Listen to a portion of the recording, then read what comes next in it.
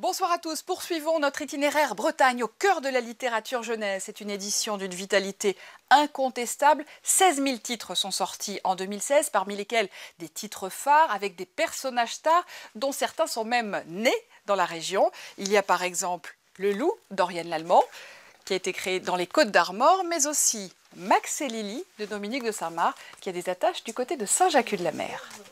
Combien vous avez fait de livres? Alors j'en suis à mon 100... Attends, le dernier, c'est celui-là, Parler en public, c'est le numéro 117. 117 Max et Lily. En un quart de siècle, cette collection est devenue une véritable institution auprès des 6-11 ans. Dans cette classe de Saint-Jacques-de-la-Mer, Dominique de Saint-Marc explique pourquoi elle a imaginé ces deux personnages illustrés par Serge Bloch. Bah, écoute, j'essaie de trouver toutes les difficultés des enfants, en fait, et d'explorer et de faire découvrir aux enfants comment ils peuvent s'en sortir, en fait. Arriver à dire les choses qu'on n'arrive pas à dire. On peut tout changer avec des mots, par exemple. C'est des frères et sœurs qui chamaillent parfois, donc ça fait un petit peu une vie dans la réalité. Moi, ça me plaît parce que comme j'ai un peu de problème de lecture et comme c'est pas trop difficile, ça me fait apprendre, du coup c'est bien. Ces livres ont même conquis les enseignants. Tout le travail sur les émotions, les expressions des ressentis, la gestion des conflits entre enfants, les problèmes familiaux et les retentissements qu'il peut y avoir sur les apprentissages, tout ça c'est présent dans les albums et donc c'est des supports tout à fait faciles et faciles d'usage, je dirais, pour des discussions en classe. Et si 20 millions d'exemplaires ont déjà été vendus, c'est que l'ancienne journaliste d'Astrapi s'inspire de ses lecteurs. J'ai besoin de connaître leurs rêves, leurs tristesses, leurs amertumes, leur petite détresse. J'ai besoin de ça pour continuer à avoir envie d'écrire. D'ailleurs, le lien de confiance établi avec Max et Lily semble faciliter les confidences, comme celle de Mathilde lors d'une rencontre à la bibliothèque de Ploubalay. Et puis en classe, quand je la regarde, elle me fait les gros yeux. Ah oui, carrément. Juste parce que je n'ai pas obéi à un truc. Ah oui, c'est ça. C'est toujours elle qui met la pagaille, en fait. Non, c'est vrai.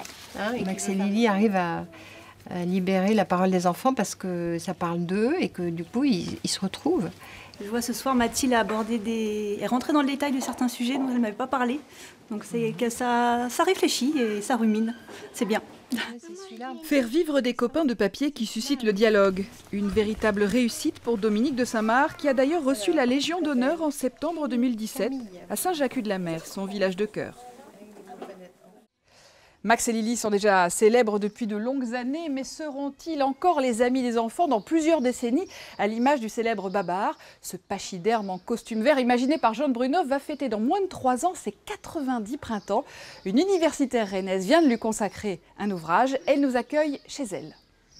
Isabelle Chevrel, bonsoir, merci de nous accueillir. Vous avez créé en 1969 à l'Université d'Haute-Bretagne à Rennes le premier enseignement universitaire français dédié à la littérature jeunesse. Vous êtes une des spécialistes mondiales d'Alice au Pays des Merveilles de Lewis Carroll, mais vous êtes intéressée tout récemment à un autre personnage, Babar. Pourquoi lui? C'est sans doute le travail fait des étudiants d'art plastique sur Babar qui m'a fait découvrir à quel point cette œuvre était riche, complexe, méritait qu'on s'y attache.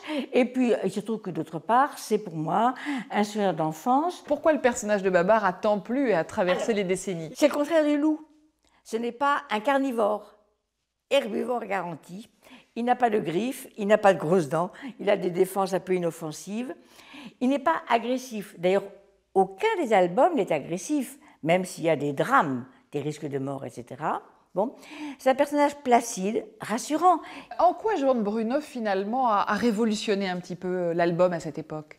La première manière, c'est en créant le premier animal de la littérature enfantine française anthropomorphe.